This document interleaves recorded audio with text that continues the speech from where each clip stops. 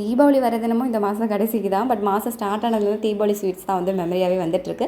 சின்ன வயசுலலாம் வந்து தீபாவளினாவே ட்ரெஸ் தான் ஃபஸ்ட்டு. அதுவும் நான் 9th படிக்கிறப்ப அனார்கலி வந்து புதுசாக லான்ச் ஆயிருந்தது. அப்பாட்ட வேணும்னு அடம் பிடிச்சி ரூ. 2000 அந்த ஒரு ட்ரெஸ்ஸு அப்போ நான் எடுத்தேன்.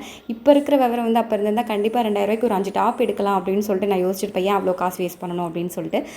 தீபாவளிக்குன்னு ட்ரெஸ் எடுத்தாவே தீபாவளி வர டெய்லியும் பீரோவை மார்னிங் ஒரு டைம், அகைன் ஸ்கூலுக்கு போயிட்டு வந்து ஒரு டைம், நைட்டு தூங்கும்போது ஒரு டைம் ஓப்பன் பண்ணி பார்த்துக்கிட்டே இருப்பேன். அதுவும் தீபாவளிக்கு முதல் நாள் நைட்டில் தூக்கமே வராது.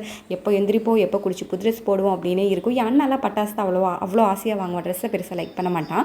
அதுவும் தீபாவளி முடிஞ்சு புது ட்ரெஸ் ஸ்கூலுக்கு போட்டுட்டு போகிறப்போ அவ்வளோ ஒரு ஹாப்பியாக இருக்கும். இப்போலாம் தீபாவளி இன்றைக்கி தான் அப்படின்னு சொன்னால் கூட பெருசாக எக்ஸைட்மெண்ட்டாக இருக்க மாட்டேங்குது. இதுவும் ஜஸ்ட் ஒரு நார்மல் டே தானே அப்படிங்கிற மாதிரி தான் இருக்குது. ஏஜ் ஆயிடுச்சு போல் நமக்கெல்லாம். நீலன் வந்து லட்டு கேட்டுட்டு இருந்தே 1 வீக்காக. ஸோ வந்து அவனுக்கு வந்து பண்ணி கொடுக்கலாம் அப்படின்னு சொல்லி பண்ணியாச்சு. ஸோ உங்களுக்கு எப்படி தீபாவளி அப்படின்னு சொல்லி மறக்காமல் கமெண்ட் சொல்லுங்கள். இந்த லட்டு ரெசிபி உங்களுக்கு வேணும்னா வந்து கமெண்ட்டில் சொல்லுங்கள். நான் வந்து தனியாக ரெசிபி மாதிரி உங்களுக்கு அப்லோட் பண்ணுறேன்.